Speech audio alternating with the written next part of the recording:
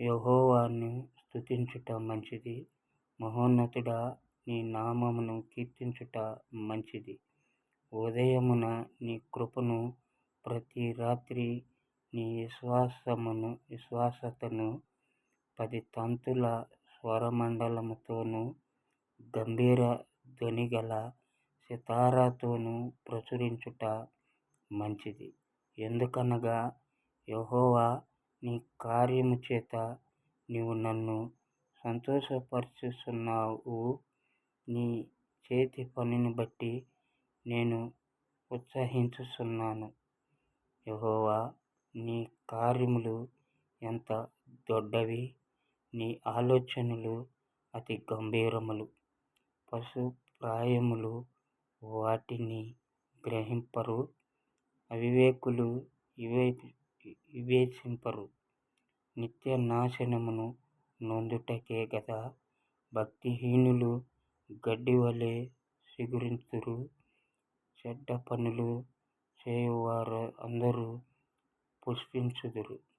యెహోవా, నీవే నిత్యము మహోన్నతుడవుగా నుందువు. నీ శత్రువులు, యెహోవా, నీ శత్రువులు నశించెదరు. చెడ్డ పనులు చేయువారందరూ చెదిరిపోవుదురు. కురుపోతు కొమ్ముల వలె నీవు నా కొమ్ము పైకెత్తితివి. క్రొత్త తైలముతో నేను అంటబడితిని. నా కొరకు పొంచిన వారు గతి నా కన్నులు ఆశతీరా చూచెను. నాకు విరోధముగా లేచిన దుష్టులకు సంభవించిన నా చెవులకు వినబడెను.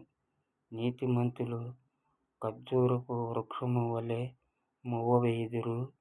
లెబానోను మీద దేవదారు వృక్షము వలె ఎదుగుదురు. యెహోవా మందిరములో నాటబడిన వారై, వారు మన దేవుని ఆవరణములో వర్ధిల్లుదురు.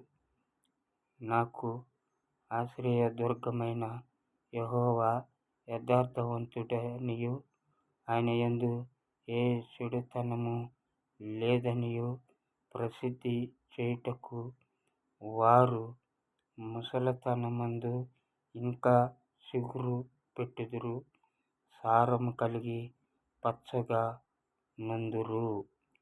ఆమేన్. దేవుడి వాక్యమును దీవించి ఆశీర్వదించునుగాక.